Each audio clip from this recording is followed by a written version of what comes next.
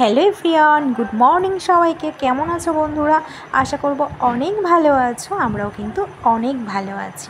আজ রিম্পা চন্দনার রান্নাঘরে কিন্তু আবারও চলে এসেছি তোমাদের সঙ্গে দারুণ একটি রেসিপি নিয়ে চলে এসেছি। আজ নিয়ে এসেছি সর্ষে ইলিশের রেসিপি। সর্ষে ইলিশ এইভাবে একবার বানিয়ে খেয়ে দেখুন, সত্যি বলতে খেতে কিন্তু অসাধারণ লাগবে। বর্ষায় পাওয়া যায় বাঙালির প্রিয় ইলিশ, তাও যদি হয় এরকম ডিমওয়ালা ইলিশ, তাহলে তো কোনো কথাই না। তাহলে চলো বন্ধুরা, আজকে এই রেসিপিটা তোমাদের সঙ্গে শেয়ার করছি। নিয়ে এসেছিলাম 1 কিলো 100 ইলিশ মাছ। বাজার থেকেই নিয়ে এসেছি, একদম টাটকা ছিল মাছটা, দেখেই বুঝতে পেরেছিলাম। আর প্রতিটা মাছের পেটিতেই কিন্তু ডিম ছিল। বলে চলো বন্ধুরা, আজকে এই রেসিপিটা শুরু করা যাক। তোমরা কিন্তু ভিডিওটা একদম স্কিপ করো না, পুরোটা দেখার জন্য অনুরোধ রইল। যে যেখান থেকে আছো বন্ধুরা, তোমরা কিন্তু ভিডিওটা পুরোটা দেখো। আর তোমরা পাশে না থাকলে কিন্তু আমরা একদম এগোতে পারবো না। একে অপরের পাশে থাকলেই কিন্তু আমরা এগোতে পারবো। তাহলে চলো, ভিডিওটা একদম স্কিপ করো না, ভিডিওটা শুরু করা যাক। আর বেশি কথা বললাম না। এই হচ্ছে আমাদের ইলিশ মাছ। আর ইলিশ মাছগুলি কিন্তু বেশ বড় বড় সাইজের ছিল। আর প্রত্যেকটা মাছের পেটিতেই কিন্তু ডিম ছিল। আর ডিমওয়ালা ইলিশ খেতে কিন্তু খুবই ভালো লাগে। এবার কিন্তু আমরা ইলিশ মাছটাকে খুব বেশি কিন্তু ধুইনি, আমরা ইলিশ মাছটাকে একবারই একটু ধুয়ে নিয়েছি। ধুয়ে এবার ইলিশ মাছটাকে আমরা একটু লবণ আর একটু হলুদ দিয়ে কিন্তু আমরা মেখে নেব। আর সঙ্গে কিন্তু একটু দেবো আমরা ঝাল লঙ্কার গুঁড়ো। তো আমরা ঝাল লঙ্কার গুঁড়ো দিয়ে লবণ হলুদ দিয়ে কিন্তু আমরা খুব ভালো করে কিন্তু এবার মাছটাকে মেখে নেব। তো দেখো, মাছটা কিন্তু আমরা মেখে নিচ্ছি।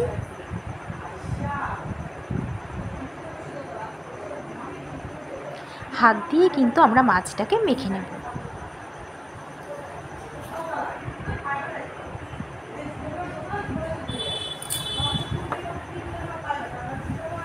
তো দেখো বন্ধুরা, আমরা কিন্তু হাত দিয়ে মাছটাকে মেখে নিচ্ছি।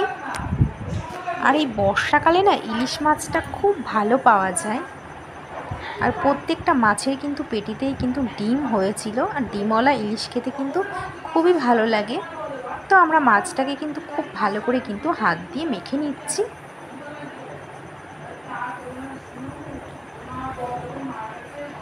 তো আমাদের কিন্তু মাছটা কিন্তু খুব ভালো করে মাখা হয়ে গেছে। অন্যদিকে কিন্তু আমরা একটি মশলা বানিয়ে নেব। তার জন্য আমরা নেব 2 চামচ কালো সর্ষে, 1 চামচ সাদা সর্ষে, আর 5 থেকে 6টা কাঁচা লঙ্কা, আর সামান্য একটু লবণ দিয়ে কিন্তু আমরা সুন্দর একটি মিহি পেস্ট করে নেব। তো দেখো, আমাদের সুন্দর একটি মিহি পেস্ট কিন্তু করা হয়ে গেছে। আর এই পেস্টের মধ্যে কিন্তু আমরা বেশ খানিকটা কিন্তু জল দিয়ে কিন্তু ভালো করে ছাঁকনির সাহায্যে কিন্তু সর্ষের খোসাটাকে আমরা বার করে দেব। তাহলে কি হয়, গ্যাস অম্বলটা কিন্তু হয় না। এর জন্য আমরা এটা বার করে নিচ্ছি। ইলিশ মাছ মানেই কিন্তু সর্ষের তেল। আমরা একটি কড়াইতে সর্ষের তেল গরম করে নিয়েছি, আর তাতে দিয়েছি 1/2 চামচ কালো জিরে, আর 5 থেকে 6টা দিয়েছি কাঁচা লঙ্কা দিয়ে কিন্তু খুব ভালো করে কিন্তু আমরা নাড়াচাড়া করে নেব। তো দেখো, আমরা কিন্তু খুব ভালো করে কিন্তু নাড়াচাড়া করে নিচ্ছি। তো দেখো, আমরা কিন্তু খুব ভালো করে কিন্তু নাড়াচাড়া করে নিয়েছি। এবার কিন্তু আমরা ছেঁকে নেওয়া সর্ষের বাটার জলটা কিন্তু আমরা দিয়ে দেব। দিয়ে কিন্তু খুব ভালো করে আমরা নাড়িয়ে চাড়িয়ে নিয়েছি। আর এদিকে আমাদের ইলিশ মাছটাও কিন্তু খুব ভালো করে কিন্তু হাত দিয়ে মাখা হয়ে গেছে। আর কিন্তু আমরা দেবো 1/2 চামচ মতন হলুদ গুঁড়ো, আর দেবো আমরা স্বাদের জন্য লবণ দিয়ে কিন্তু একটু ভালো করে কিন্তু আমরা নাড়াচাড়া করে নেব। খুব ভালো করে কিন্তু নাড়িয়ে চাড়িয়ে নিতে হবে। এবার কিন্তু আমরা কাঁচা মাছগুলিকে কিন্তু এক এক করে দিয়ে দেব। আর সত্যি বলতে এইভাবে কিন্তু ইলিশ মাছ রান্না করলে কিন্তু দুর্দান্ত লাগে খেতে। তো আমরা এইভাবেই কাঁচা মাছটাকে কিন্তু আজকে রান্না করব। তো আমরা কাঁচা মাছটাকে কিন্তু ঝোলের মধ্যে কিন্তু দিয়ে দিয়েছি এক এক করে। আর এটা কিন্তু লো টু মিডিয়াম আঁচেই রান্নাটা করতে হবে, হাই আঁচে কিন্তু করা যাবে না। তো আমরা লো টু মিডিয়াম আঁচেই কিন্তু রান্নাটা করব। হালকাভাবে কিন্তু একটু নাড়াচাড়া করে নেব। এবার লো টু মিডিয়াম আঁচে আমরা মিনিট 5 মতন ঢেকে রেখে দেবো। 5 মিনিট বাদে ঢাকনা তুলে কিন্তু আমরা একটু আলতোভাবে কিন্তু আবারও একটু নাড়িয়ে নেব।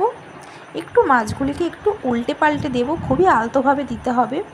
দিয়ে আবার কিন্তু 2 মিনিট লো আছে আমরা রেখে উপর থেকে কিন্তু আবার 4-5টা মতন কিন্তু আমরা কাঁচা লঙ্কা ছড়িয়ে দেব।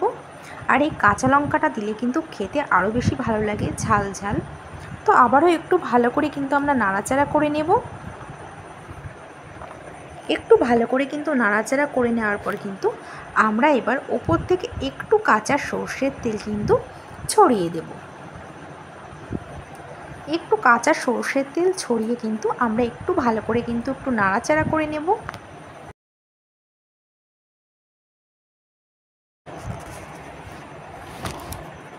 তো দেখো আমরা কিন্তু খুব ভালো করে নাড়াচাড়া করে নিয়েছি। এবার কিন্তু আমরা নামিয়ে ফেলব কাঁচা সর্ষে ইলিশ। আর ইলিশ মাছ এমনই নরম হয়, এর জন্য কিন্তু রান্না করতে কিন্তু খুব বেশি সময় লাগে না। তো আমাদের তৈরি হয়ে গেছে আজকে আমাদের সর্ষে ইলিশের রেসিপিটা। তো বন্ধুরা, আজকের এই সর্ষে ইলিশের রেসিপিটা তোমাদের কেমন লেগেছে? আর ইলিশ মাছ দিয়ে গরম ভাতে খেতে কিন্তু খুবই ভালো লাগে। আজকের রেসিপিটা তোমাদের কেমন লেগেছে? আজকের রেসিপিটা যদি তোমাদের ভালো লেগে থাকে তাহলে কিন্তু তোমরাও বাড়িতে একবার ট্রাই করে দেখতে পারো। খুবই সিম্পল পদ্ধতিতে ইলিশ মাছ।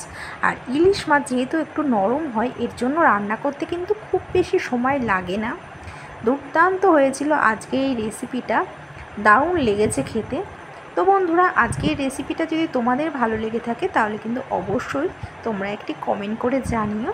আমার তো খেতে খুবই ভালো লেগেছে, কারণ ইলিশ মাছ আমার খুবই প্রিয় একটি। তো বন্ধুরা, আজকে এই রেসিপিটা এই পর্যন্তই। আর রেসিপিটা ভালো লাগলে অবশ্যই একটি কমেন্ট করে তোমরা কিন্তু জানিও রেসিপিটা তোমাদের কেমন লেগেছে।